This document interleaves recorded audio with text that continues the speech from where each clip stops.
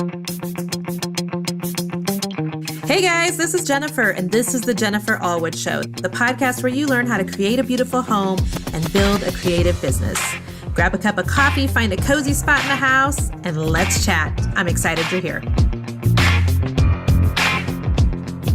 At the end of the day, how you use your time and how productive you are is the very thing that leads you to be able to work less while making more. And so I'm going to give you my 7 top tips for increasing productivity and managing your time today. And then at the end, I'm going to talk especially to you moms who have littles underfoot and you're trying to figure out how the heck do you run a business, especially during the summer months when maybe the kids are home for school break and you're trying to entertain kiddos and run a business at the same time. And the truth is it gets a little sketchy. You know, it's hard, it's difficult. And so I want to give you whatever tools I possibly can to help make this easier for you. And I'll start out by saying that, hey, I'm going way back to the grade school days here, and I'm remembering my elementary school grade card.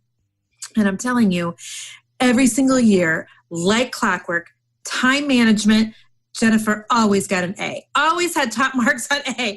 I've always been able to kind of manage my time to fit my life pretty well. And I know people will say to me all the time, how do you get so much done?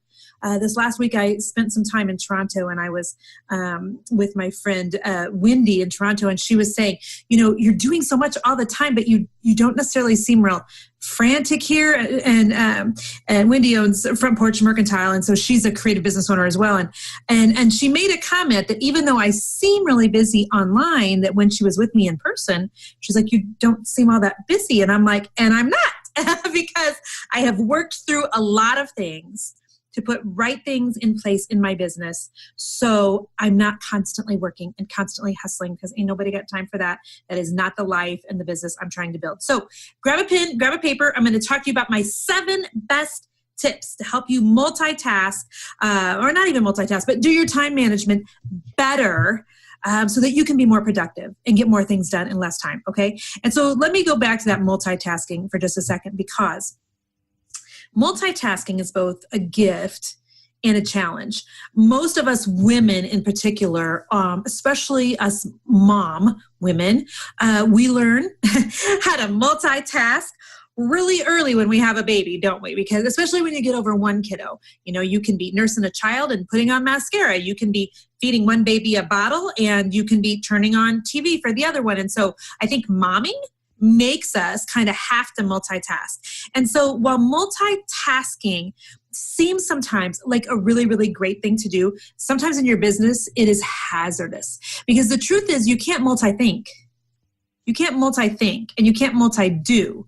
You can do like mundane tasks and things that I call passive tasks at the same time. So like literally I can listen to a podcast while I put on my makeup, or I can listen to a business teaching while I'm out taking a jog. Like those are kind of passive things that I can do that don't require a lot of thinking. But when it comes to thinking, you literally cannot multitask in your business. It will waste you so much time, and I'm going to totally point out why for you in just a second. And so the other thing that I wanted to just mention is if you're a creative person, I'm going to tell you with all the love in my heart that one of your gifts and one of your challenges, you know, they go hand in hand, it's the yin and yang, is distraction. And because the reason you are so creative is because you can jump from one idea to the next idea, to the blue buffet, to the green table, but maybe the table should be black. Maybe I should go leave the edges. You can hop around in your mind like literally one of those machines at the arcade. What do they call those? You pull the little handle back, it launches the little metal ball. What am I saying? Not ping pong, but you got pinball. There we go, pinball. And so your mind as a creative person is a lot like a pinball machine, and it's bumping from one thing to the next, and it's hitting up against stuff and going back and forth and back and forth, and sometimes down a little shooting ladder, and then it gets launched back up. And it is chaotic enough that when we add in trying to run a business on top of that, we've got to rein in our distraction factor. Like for real, distraction is just going to be your Achilles tendon. And so let's chat. Grab a pen, grab a paper. I'm going to give you some really practical tips that you can put into your life and put into your business today. Okay. And I'm going to say, number one, Something that I started doing in my business probably 2 or 3 years ago, I've heard other people refer to as head down time. And this is just the time when you have no phone. You have like your phone, literally your cell phone is on silent. I know that makes some of you twitch to even hear me say it, but literally I will put my phone in another room, you guys, another room. Ain't nobody needs you for an hour. You can do the hard thinking for an hour. So no television. No cell phone, no social media, no computer like Facebook on so that it's dinging in the background, no radio. It's head down time where you have to get to work. I can tell you that anytime I've had to do something that the girls in my coaching group call BHS, big, hard, and scary. Anytime I have to do something that's big, hard, and scary, I go to the public library. For real. Every single time. The girls that I coach know this. The public library is one of the best places that you can go to for head down time. Listen, don't go to Starbucks if you're a creative person. If you're a people person or a people watcher, you've got to know yourself. If I go to Starbucks, I'm going to run into somebody I know. I'm going to be watching what everybody's ordering. I'm going to be gawking around, and I'm not going to have head down time. I need to go someplace, can I just say, a little on the boring side. Okay, I love libraries, so please hear my heart when I say libraries are not boring. But you have to go somewhere that is not charged with energy if you're going to have head down time. And the library will do that because it's quiet. A lot of the library buildings are old with concrete walls, so the Wi-Fi connection is terrible. Everybody is, busy doing their own thing there. There's not a lot of time for socialization. And so if you need head down time, baby, take your butt to the library. And I am not kidding you. You will crank out work like never before. For some of you ladies who are wanting to write a course, or you're wanting to launch a new program, or you have an idea for a blog post that you really need to work through and things. Maybe you're trying to write your first ebook. Babe, grab your notebooks, grab your pen and paper, take your booty to the library. I'm telling you, you can get better head down time there than you can anywhere else. No distractions. So head down time is number one. You've got to have it in your business. Number two, I subscribe to as many email lists as possible. Now listen, I know this will make some of you want to twitch because you're thinking, but I can't get off a bunch of these email lists. I'm on 97 of them and I need them all. No, you don't. You don't need the Gap coupons. You don't need another candle from Bath & Body Works. You don't need to subscribe to 20 different online influencers. Hello, McFly, anybody hearing me there? You can take that down to the 2 or 3 that you actually are learning from every single day of the week. Every single day of the week. And so stop feeling like you have to get emails from every place. When they're coming in, unsubscribe them. And you want to know why? Because email is a time sucker. Email is a time sucker. The other tip I can give you for email is that I try to only touch an email once. What does that mean? Well, when I open it, I try to take care of it immediately. So I can't relate to those people that have 4,211 emails in their inbox. When I have like 20, I'm like, I got to have more space in my brain to think, and a cluttered inbox does not give me space in my brain to think. So when I'm whacking through emails, I am responding to them immediately. I'm deleting them immediately. I'm hitting reply immediately, but I'm taking care of them immediately because email is not going to help you manage your time. Email is a distraction for the most part, and we really need to get rid of as much of it as we possibly can, okay? Tip number 3, if you're working on your productivity and your time management, is focus on one thing all the way to completion. Let me tell you how the mind kind of works, especially the creative mind, okay? So let me take me, for example. So I'll be sitting and I'll be writing the new curriculum for my new Creators Roadmap, for instance. So I'm writing out the curriculum for a Creators Roadmap, and my cell phone rings. And I see it's Mr. Magic, and he's precious. So I'm like, okay, let me take the call. We chit-chat for 10 minutes. Well, then instead of picking up right where I left off on writing out that Creators Roadmap, you never pick up where you left off. What your brain and your mind actually has to do is it has to go a couple steps back to refresh yourself of where it was that you left off. And you kind of got to regroup, and you kind of got to get back into the mode, and you kind of got to get your mojo back a little bit. Does that make sense? Okay, so then I start back up, and then I hear my Facebook notifications ding, and it's my best friend, Laura. And so then I'm like, well, I need to see what Laura said. Okay, so I'm stopping again, and I'm wasting a couple seconds. And then when I try to start back up, again, I'm going back a few steps, and then I'm beginning again. So what ends up happening is this project that could have taken you 30 minutes to do has now morphed into 45 minutes to an hour because you're starting, stopping.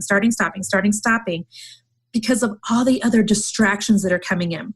It will do you so much better if you will focus on one thing all the way to completion. It's like I said at the beginning, you can multitask, but you can't like multi-think, and you really can't do anything of importance. If it's not really important stuff, if you want to put on mascara and listen to my podcast, that's great. But don't think that you can take all the calls from your mom and have the TV going in the background and be boiling eggs on the stove to make yourself some egg salad while you're writing out the curriculum for your new painting course, because it does not work well that way. You really need to focus on one thing at a time, and your poor brain is going to thank you for that, for real, okay? Tip number 4, for increasing productivity. Baby, you got to know when your productive time of day is, and you do all the hard stuff in that chunk of time, okay? Let me give an example. My most productive time of day is from about 6 in the morning to noon. I have often joked that I can get more done before most people get up than anybody else I know. So my ultra productive time is from 6 to 9 in the morning. So every single thing that I have to do that is hard, it's difficult, it's big, hard, and scary, like we say in my coaching group, I do in my most productive time of day, all right? It would not be smart for me to leave the stuff that requires the most attention out of me, the stuff that's the hardest, that needs the most brain power, to 3 o'clock in the afternoon. Because by 3, guys, I'm done. I'm tapping out. So I know a lot of people refer to this as being the rooster or the owl. Which are you? I am definitely the rooster. I am up at the crack of dawn. Mr. Magic, on the other hand, is totally an owl. And I know many of you creative people are as well. So you get energized and you start just rocking and rolling by 10 o'clock at night, okay? I'm already snoring on the sofa, but Jason, my husband, he is wide awake at 10 o'clock at night. And his most productive time is often from 10 to 1 in the morning. Now, it's just the way he's wired. It's just the way that I'm wired. So there's no right or wrong here. But what I'm telling you is, during the most productive time of day is when you want to do the hardest things that require the most brain work, that are actually going to further your business and your life the most. During your most productive time of day is not, write this down, and I know some of you you're going to have a really hard time with this, but I'm telling you the truth out of love. The most productive thing that you can do during the day is not answering emails. It's not. Answering emails is not literally what is going to grow your business. Most of you need implementation time. You need time to just sit and think. You need time to plan out a strategy in your business. You need time to, implement different things on your website, work with your creative team. You need to get with different people and figure out strategy. Answering email is not most of the time, like I'm saying 95% of the time, what you need to be doing during the most productive time of day. So for those of you who sit down first thing in the morning and you start going through email, if that's your most productive time of day, I would encourage you to leave that for a different time of day and do the hard stuff during your productive time. Okay? Tip number 5, and this is fancy, y'all, so be prepared for this one. You ready? You ready? Okay, here it goes. Do all the crappy stuff at once. Just make a crap sandwich and send all those crappy emails and make all those crappy phone calls and do all the crap stuff that you just put off, and it really drains your energy even thinking about it. Do it all at once. When you get a spike of creativity and courage, and it's your productive time, and there's a list of things you've been putting off, I guarantee you, if you will batch those together and just knock those things out, bam, bam, bam, bam, bam. Because every time you do one of those big, hard, scary things, you kind of feel a little cocky. You're like, hey, look at me. Look what I just did. I just did that big, hard, scary thing right there. I was terrified to, send that email to that online influencer who I want on my podcast, but I just did it. And while I'm feeling sassy, I'm going to go ahead and purchase the URL for my next course, and then yada, yada, yada. And whatever your big, hard, and scary things are going to be very different from mine. It comes out of, experiences and life and how we're wired and those sorts of things. But do all your crappy stuff at once. You will want to flex you're going to feel like you just went to the gym. You're going to feel like you just worked out, literally, if you can get a bunch of the crap stuff done all at once. That was tip number 5. Told you that one was fancy. All right, tip number 6. Get yourself out of some of those Facebook groups. Oh, for the love And if nothing else, just make sure that you are turning off your Facebook group notifications. There is now an app, I think it's called Groups Manager, on your cell phone that you can download, and it will show you every group that you're in on Facebook. You're going to look at that list and you're going to be like, what? I did not sign up for that and that and that and that. And you're absolutely right, you didn't. People put you in a bunch of groups and you're getting notifications for things you don't even want. So first, number one, turn off your notifications so your cell phone isn't dinging 24/7, okay? Find a time of day at the end of the day or something when you can go look in those groups and you can get caught up. But number two, get out of some of those groups. I talked all the time to the women that I coach. There are some groups that you're in because you feel manipulated into being in them. You're afraid you're going to miss out. You've got FOMO. Your fear of missing out. You're afraid that the people who run the group are going to be pissy with you if you exit out of it. You're afraid you're going to miss something. You're afraid that they're going to talk about you if you get out of the group. There's a million reasons people stay into groups. And I will tell you, some groups are phenomenal. And you can learn from, and you need to be there. And others are time suckers, and they're draining your energy, and you need to get your booty out. For real. So I know sometimes it's hard to just go in and hit exit, but it really is required. There's a million groups on Facebook, and you should not be in most of them, okay? Very few of them are actually building your business and building up your life. Whenever you see something going on in a group, if you start getting a tummy ache and it starts causing you any angst or anxiety at all, that is a really good sign from the Lord to get your butt out of there. There's no reason to stay in groups like that. I have exited so many groups that just literally I would see postings and it would give me a stomach ache.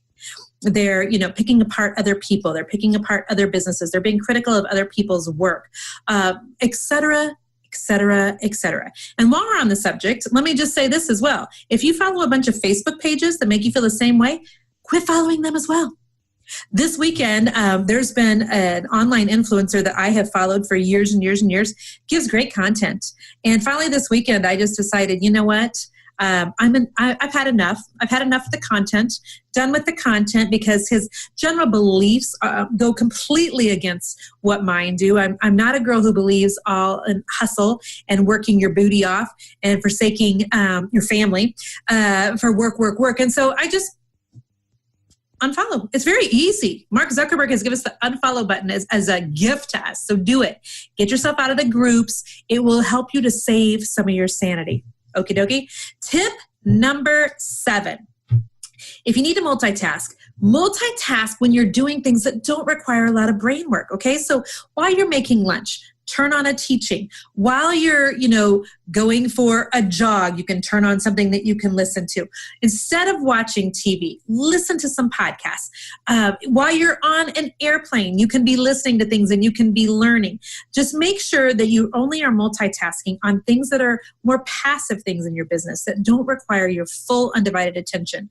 And so you can do them without it sacrificing attention to something else, okay? So those are my 7 things. And I'm going to tell you guys, I don't know where I heard this quote, but I wrote it down in the notes of my phone. Does anybody else do that? Like you totally just write something down in your notes? If you don't prioritize your life, someone else will. There is never going to be a day when you quit getting emails and text messages and people vetting for your attention and the internet screaming for your attention and your Facebook page dinging because people won't responded to. That day when all of that turns off is rarely going to happen. So you have got to prioritize your life and do a really tighten up your management skills to keep your sanity. Honestly, to keep your sanity. I coach so many women who are just absolutely going crazy because they have no downtime. And part of the reason is because they don't do a good job with time management. And so let me talk for just a second for those of you young mamas or like me, middle-aged mamas who are smack dab between the 40s and the 50s and we have kids home for summer. Okay, because when you have kids home for summer break and you run a business, baby, it's a whole new ball game. Can I get an amen? So here's some of my tips, all right?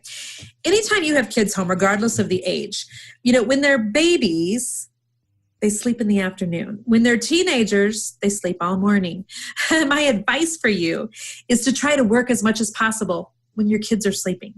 All right. And so I do a lot of work in the mornings before my kids are even rolled out of bed. When they were smaller, I would utilize every single one of their nap schedules to do work. I would make sure every time I had another baby, and it seemed like I had a lot there for a while. It was 3 and 6 years. It wasn't crazy, but I would get them all on the same nap pattern so that I would have a chunk of an hour to 2 hours every day and just bust a move during that hour to 2 hours. For those of you women who are like, am I ever going to be able to grow this business? I've got small kids. I will tell you, yes.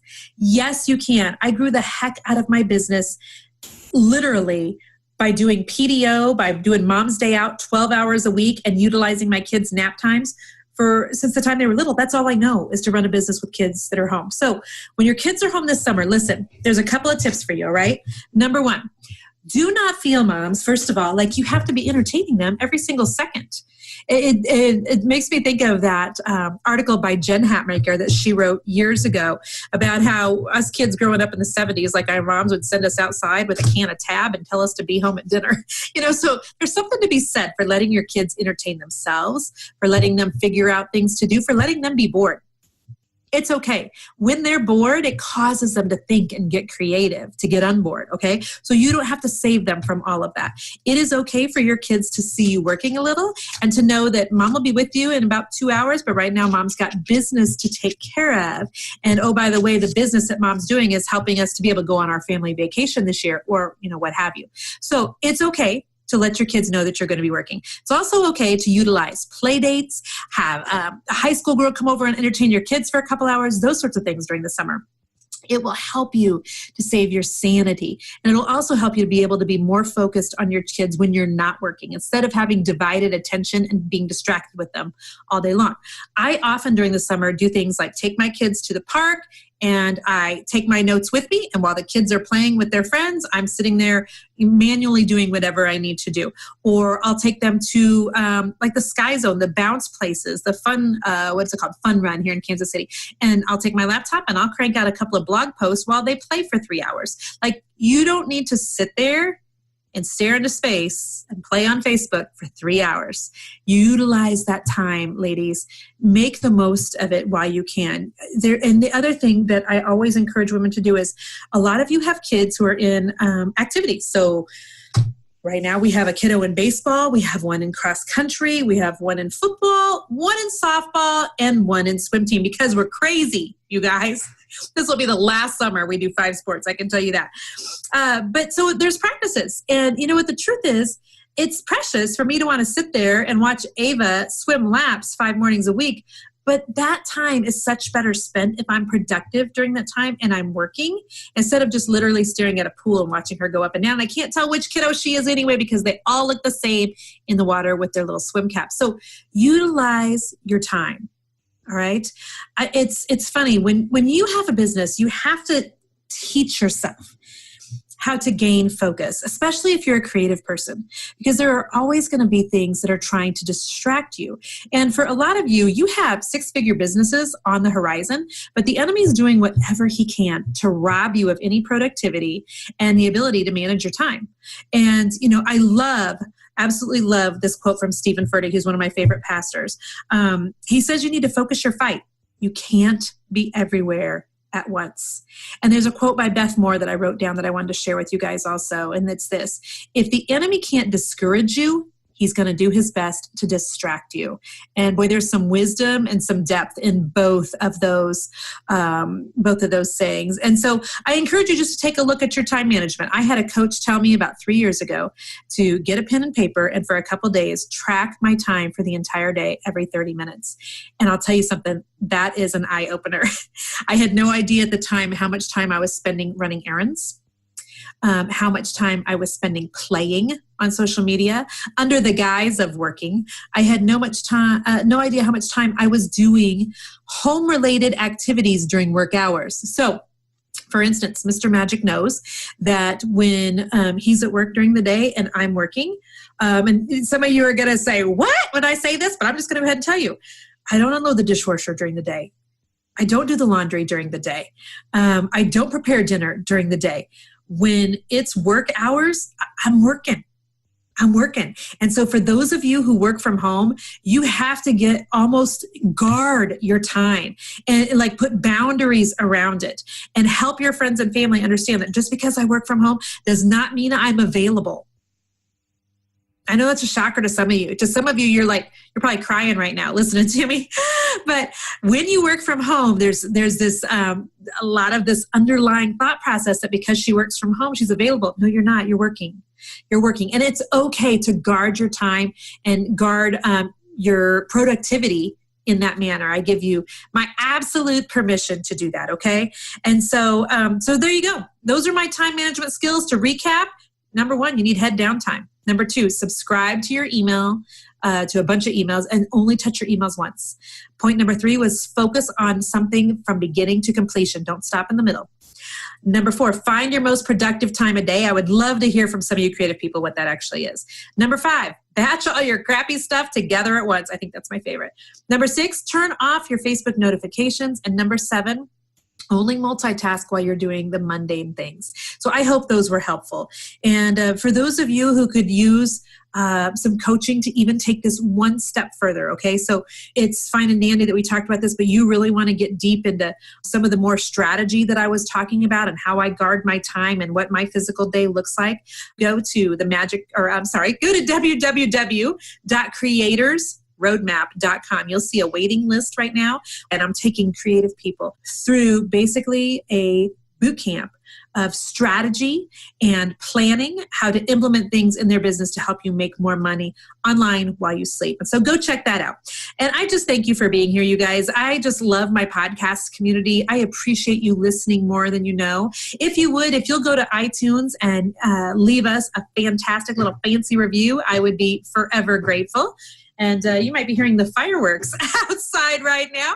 There's probably going to be no way to edit this out of the podcast, but it is almost the 4th of July. And so there is a little bit of activity out in the street. And so, yes, again, thank you for listening. And if you could leave us a review on iTunes, that would be wonderful. And maybe share this with a friend. If you know someone struggling to make the best use of their time, someone who you think is always chaotic, share this with them. I know years ago, my friend Ashley Cleveland, I don't even know if Ashley listens to my podcast, but Ashley said something to me, I would say about 3 years ago, that changed my life. And she said, Jennifer, you're the busiest person I know. And when she said that, it was actually a gift to me. I smiled, but it was a sucker punch straight to my stomach. And I thought to myself, there is absolutely no honor. It makes me want to cry. There is absolutely no honor in being the busiest person that someone knows. And I have to change some things in my life so that I'm not the busiest person that someone knows. There's just no honor in that. And it was a gift to me that she said that. And I've really tried to put concrete things in place in the last 3 years in my business so that, like my friend Wendy from Front Porch Mercantile says, it appears that I'm working all day online, but I'm actually not working that hard. And I would love to continue to coach you guys to do the same. Hey friend, thank you so much for listening to the podcast again this week. I'm so honored that you're here and that you just listen week in and week out and that you share the Jennifer Allwood Show with your friends and family. Thank you, thank you, thank you. Hey, don't forget that you can subscribe to the podcast on iTunes, or if you're an Android user, go download the Stitcher app and you can subscribe there so that you know every single week when a new episode releases. Also, if you have any time to leave us a review, these reviews are super important in getting guests for the show and sponsors for the show. And so we'd appreciate it if you have just a second to leave us a review. That would be amazing. Thank you guys again for being here. And until next week, stay creative.